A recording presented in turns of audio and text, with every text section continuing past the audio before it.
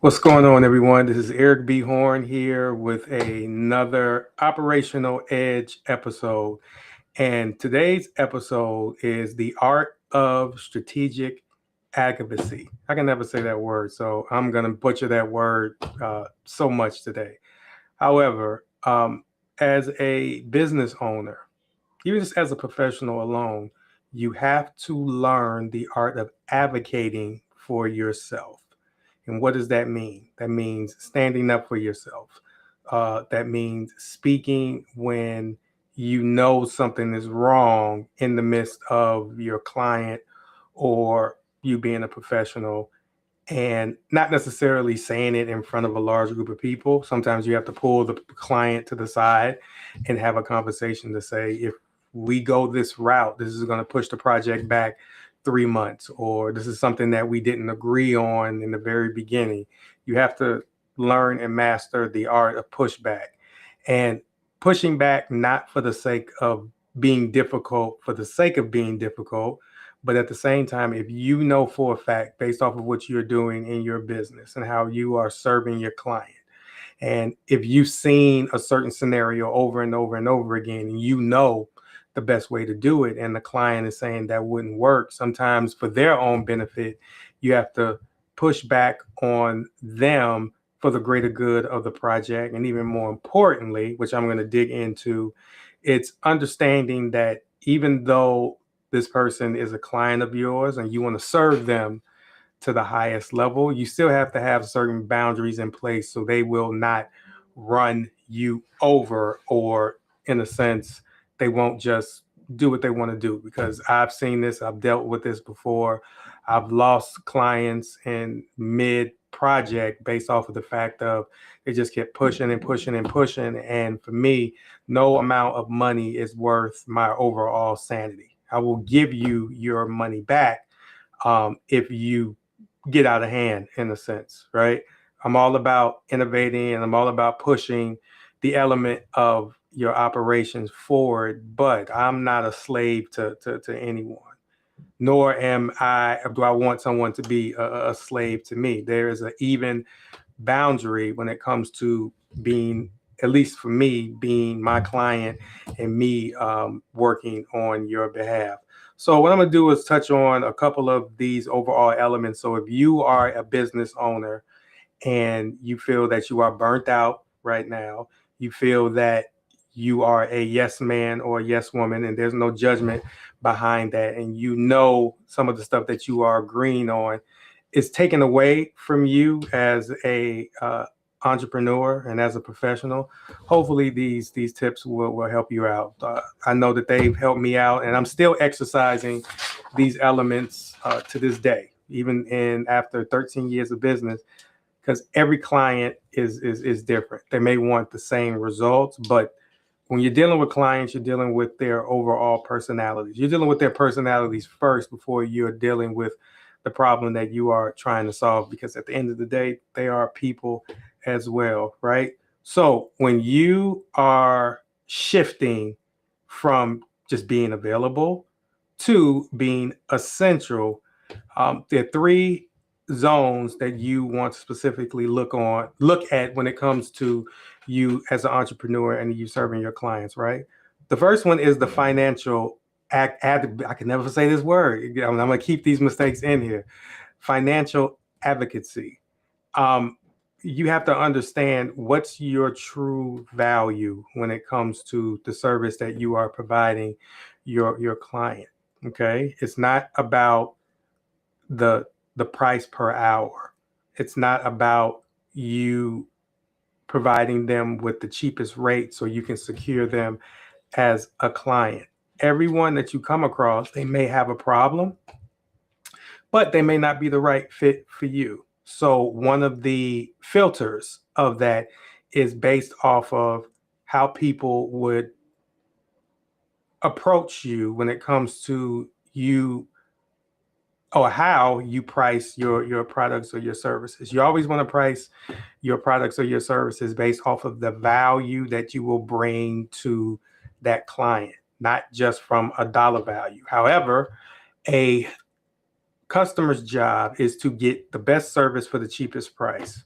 That's been since the beginning of time. So you're going to have some people that feel that your prices are too expensive, or they want more based off of the price that you have, which is fine, but that doesn't necessarily mean that you need to work with them. Um, as a small hack, if you are going back and forth with somebody on price, or they try to manipulate you, or they say, hey, I can get this price down the road for cheaper, let them do that, because the worst clients, and some of these clients may be talking to you right now, so this is going to hurt.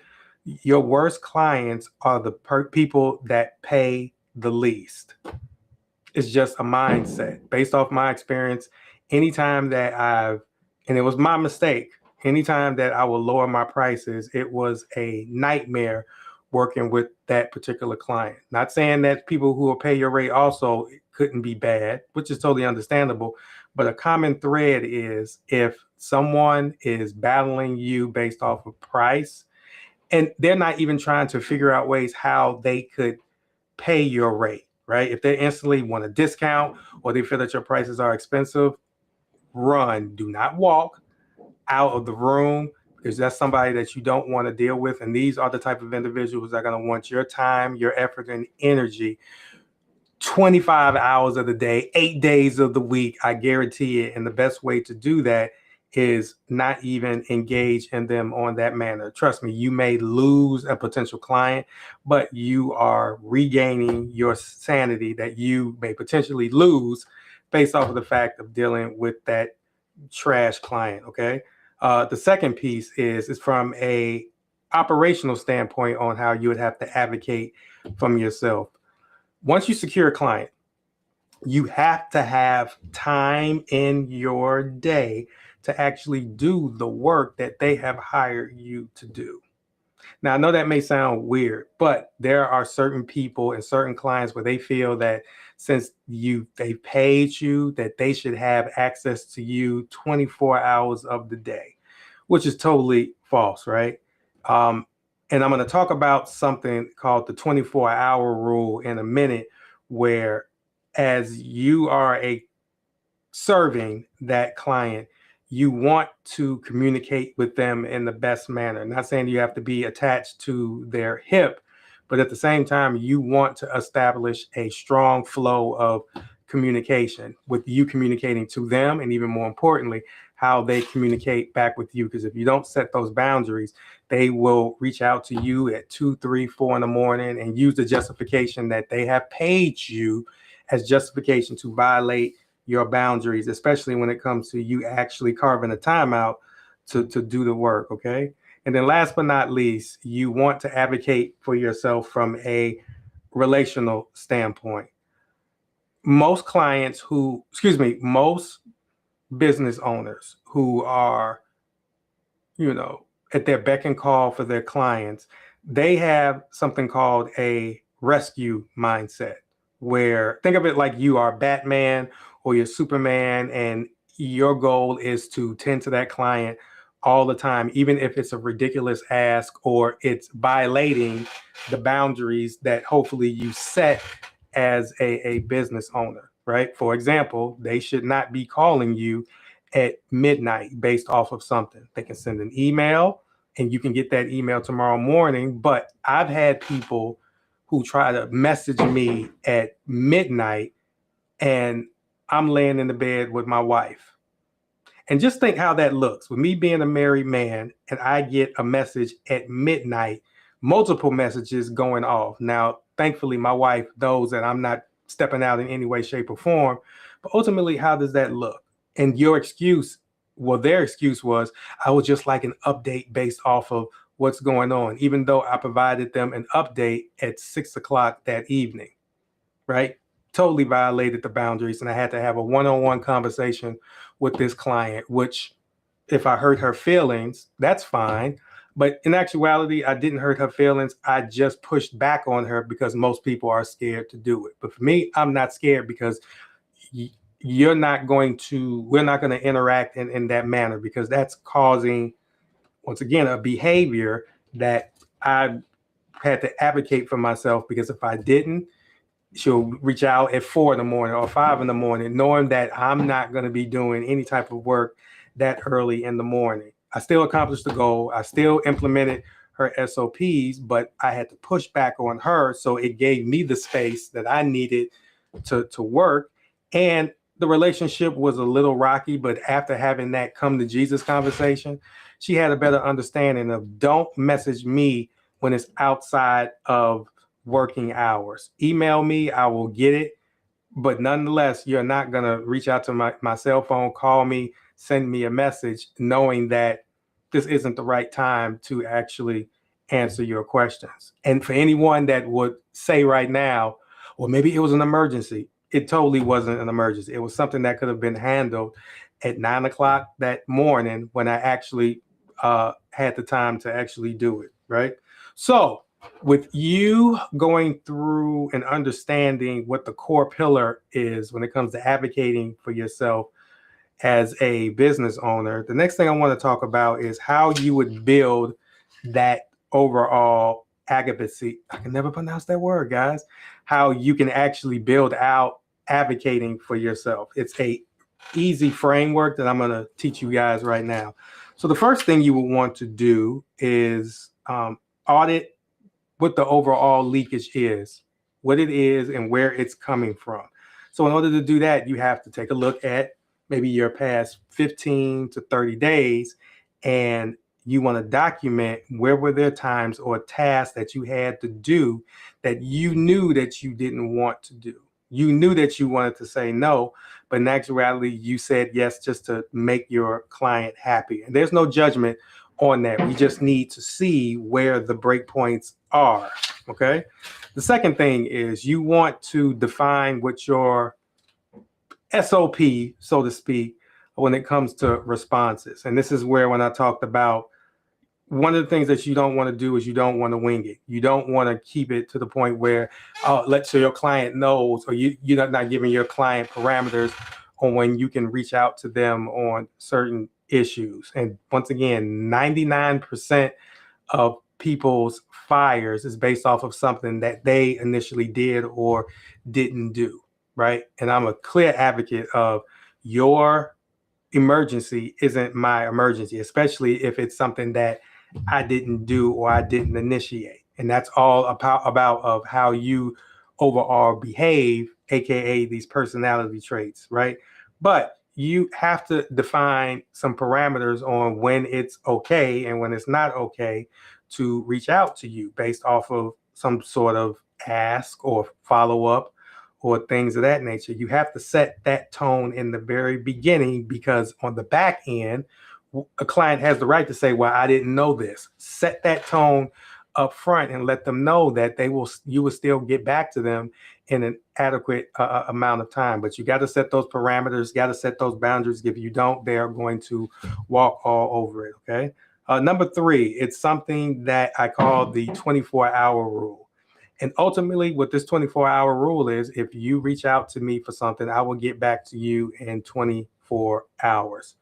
Very simple. I wouldn't go any further than those 24 hours. Do your best to get back, because even the busiest people communicate, right? They make sure they get back to whoever the person is that they're talking to within 24 hours, because a lot can happen in 24 hours. So you want to make sure that you have that threshold where you can get back to them in 24 hours. Usually it's not a impossible thing, but even for individuals that can't do 24 hours, start to develop the habit of getting back to someone within that time frame, right? You still have the boundary of not necessarily getting back to them right then and there when they would want you to, but at the same time, it's still in a adequate amount of time, okay?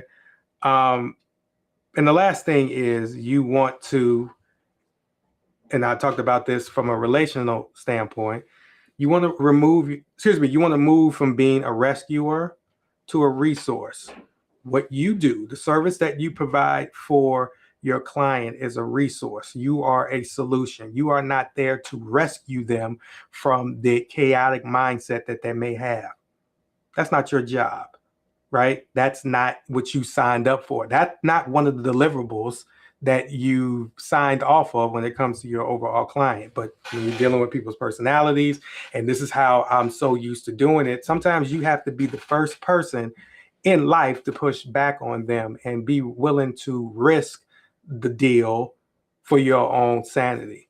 Now, I know sometimes people will just do it based off of the fact of money, but you have to understand, when it comes to people's behavior, if you allow something without addressing it, that gives them a gateway to them to do it over and over and over again. You have to nip it in the bud in a professional manner, but you have to set that overall tone. So stop having the mindset that you have to rescue your client and being at their beck and call, and still understand that you are providing them with a solution, with an overall resource that will make their experience better. And in some instances, you as a business owner, you're solving a problem that they desperately need to solve, right? You're not a superhero. You are an entrepreneur. So do not even set the tone for you to always be there to rescue them in any given moment. You provide you as the resource to solve whatever problems that they're having. And I know some people may have some issues with this, but trust me, in the 13 years of business, the worst experiences that I've had as an entrepreneur was not setting boundaries, right?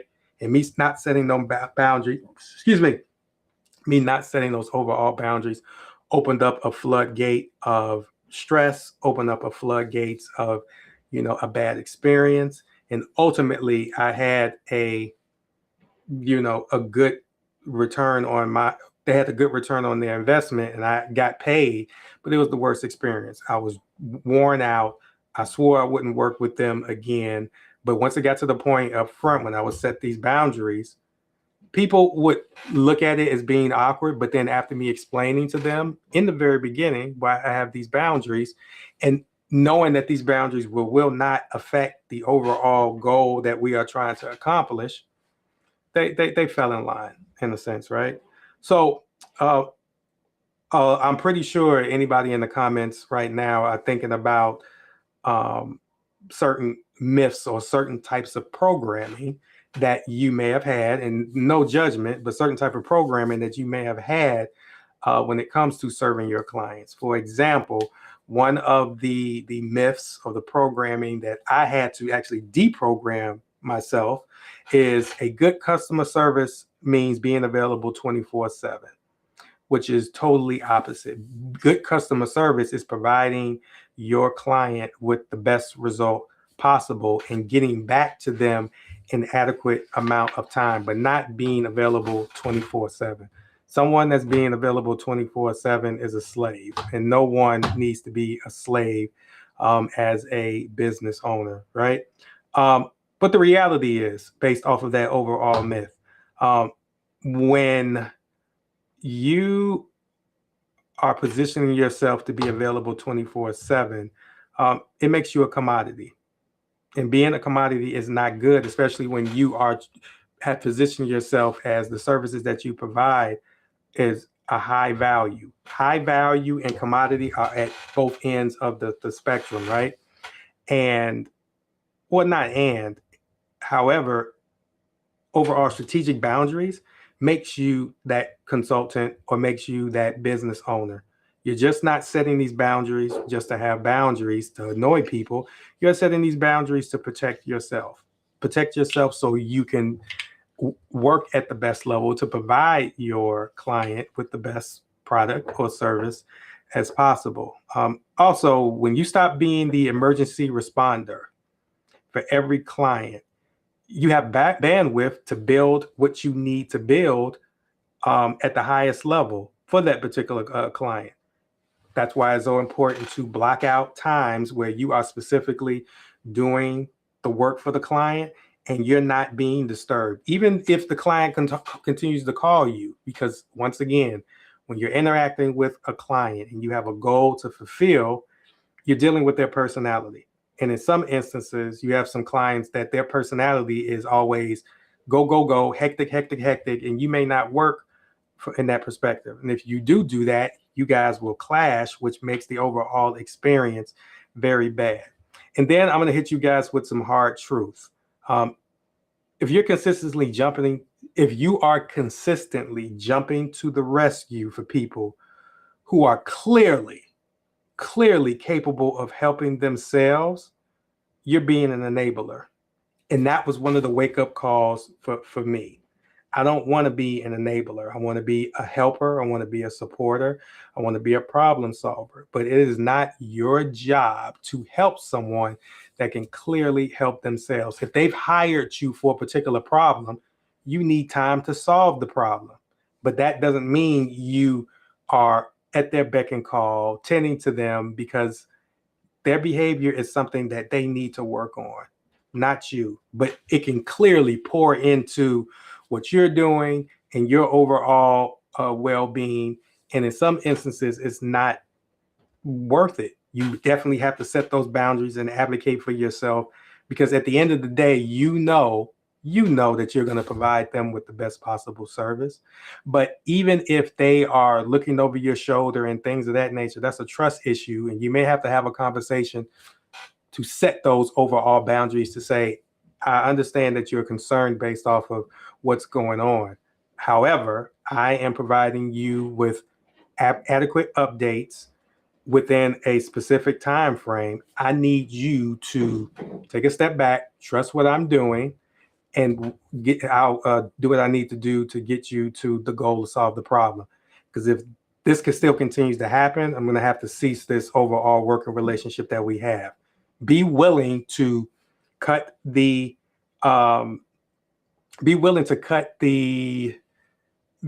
job short based off of the fact of them violating your boundaries. And you need to have these type of clauses in your contract so they clearly know how you work, how you operate, what they can do, what they can't do. There are so many ways where in the beginning, before the job starts, how you can protect yourself so you have the space that you need to get the job done.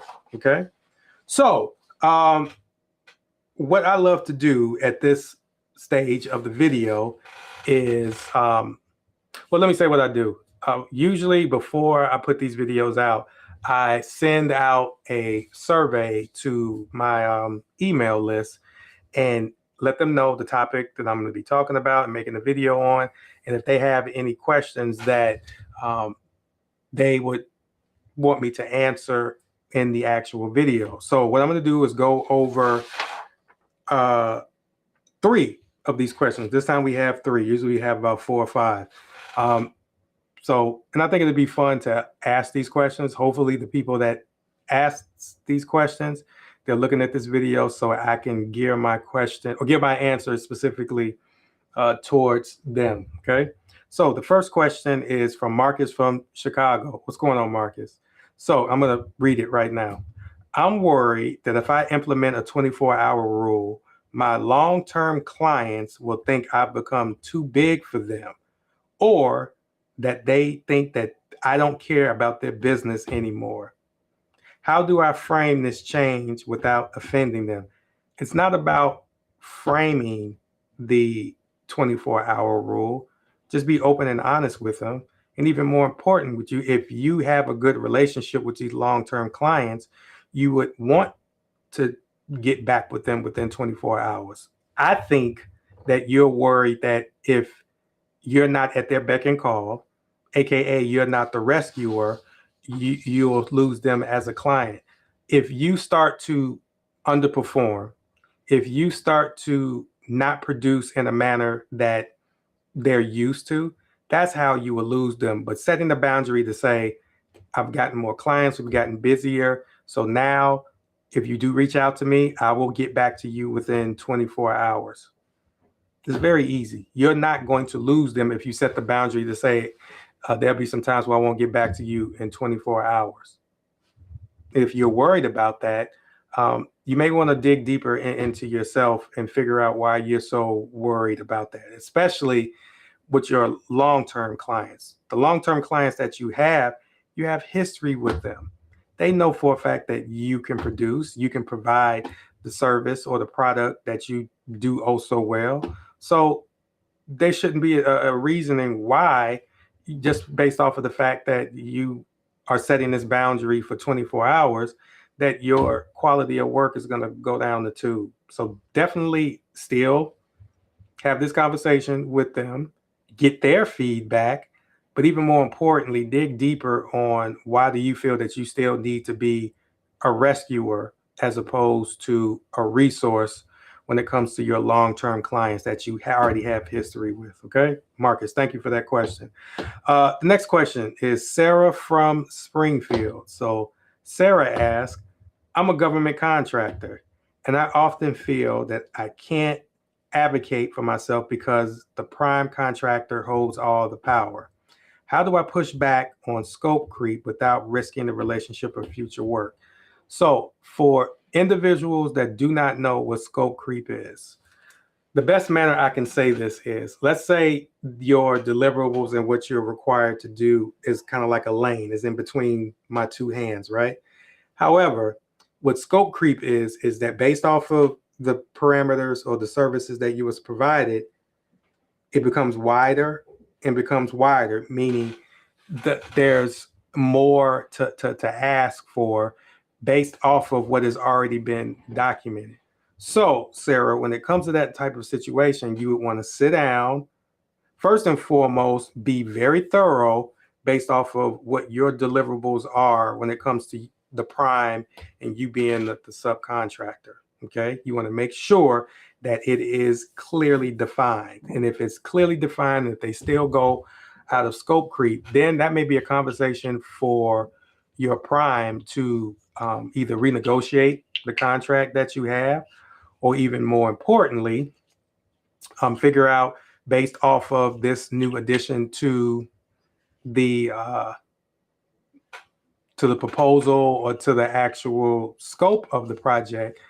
If they go out of that, maybe there needs to be more funding that needs to be involved. But initially, you would want to have a conversation with them to say, okay, this is what we initially agreed upon. However, it's starting to stretch outside of that. How will I be compensated based off of the additional line items or the additional deliverables that is needed based off of this subcontract? And go from there. There's always room for negotiation, renegotiation, whatever have you, right? And put it out there and have a discussion with them so you clearly know what the options are, because that's a problem that a lot of entrepreneurs do. And I did it myself also. When something is outside of scope creep, it's okay, I'll do it this time. But then when you do it this time, they're going to layer it on even more and more and more. You have to have those boundaries or have a clause in your contract even before it's signed to say, here's the parameters, here are the deliverables that have been clearly listed. I understand project shift. However, here's a percentage more of what I will charge based off of scope creep. Now, you wouldn't call it scope creep, but based off of the other additional deliverables that are being asked of me that is outside of this contract, I want a extra 10, 15, whatever the number may be, addition to what I'm originally getting. Usually, having that in the clause in the very beginning will keep people in their lane so they won't do scope creep. That's why you have to, on the front end, as you're doing business, you want to make sure that you have all these clauses, you have all these parameters. And so they know in the event that that happens, they know what I don't want to use the word consequences, but what the results of anything additional that's being added outside of the signed, sealed, and delivered deliverables of the project. Okay. Have the conversation. Don't be afraid to have the conversation and say, this is outside of what we originally agreed upon. What would be the next steps? And then have that conversation. Guys, do not think that you will automatically lose your client based off of the fact of setting these boundaries. And if you do, it really wasn't a good client to work with in the first place. And that's something that you guys know. A lot of these questions that you're asking, which I'm so appreciative of, you already know the answer to it. Sometimes you just need to hear somebody else say it, okay? And last but not least, we have David from Naperville. Naperville is a suburb of Chicago. So we got all Illinois questions here, which is great, right? So, Eric, you mentioned moving from a rescue mindset to a resource mindset. I have an employee who's great, but they still come to me for every little thing. What's the first script I should use to pivot them towards SOPs without sounding dismissive? Well, actually, you start by just asking them the question. Okay, I'll use myself as an example, right? Well, I'll use my name. So, Eric, we've been through training. You're doing a great job, but can you explain to me why you've been doing this job? And every time that we've been doing it, you always ask me to show you over and over and over again. Do you need some additional training? I'll be more than happy to generate a SOP, or we can work together on creating an SOP so you can use that as a point of reference. So when you're actually doing the job, you can go back to the SOP and you can get the job done over and over and over again without you asking me, right? Because it may be a reason why, everybody learns differently. Okay. They may be a better learner based off of what they read or based off of a video, but you definitely have to ask the question, why is it that I have to show you this job over and over and over again? And be quiet and listen, because you're listening to figure out what your next move may be, not to criticize. But you have to ask that question, because if that's something that is going on, if you are spending a considerable amount of time explaining something to someone, how to do their job over and over and over again, there's clearly a disconnect. It is your job as the business owner to figure out what that disconnect is and then work with the person to plug the disconnect up so you guys will be on the same page. You're not being dismissive. You're actually trying to support them, but the only way that you can support them is to figure out what's going on. That's one thing that I always tell my daughter. I cannot help you if you do not tell me what's going on, right? But in some instances, I have to ask the right questions to get the answer out. But ask the question, then based off of their answer, figure out what the next steps could be so you guys can work together to solve the problem, right? So it is 30 minutes past this live stream, so a little bit overdue, but thank you guys for your time, effort, and energy on this video. But as an entrepreneur, it's your job to serve your clients at the highest level. But there's nothing written in the contract that you will lose your mind or need to lose your mind, or you don't have boundaries based off of the fact of serving your client. Set those overall boundaries so you and your client will have a very good understanding of how to work together to solve the problem and to serve them at the highest level.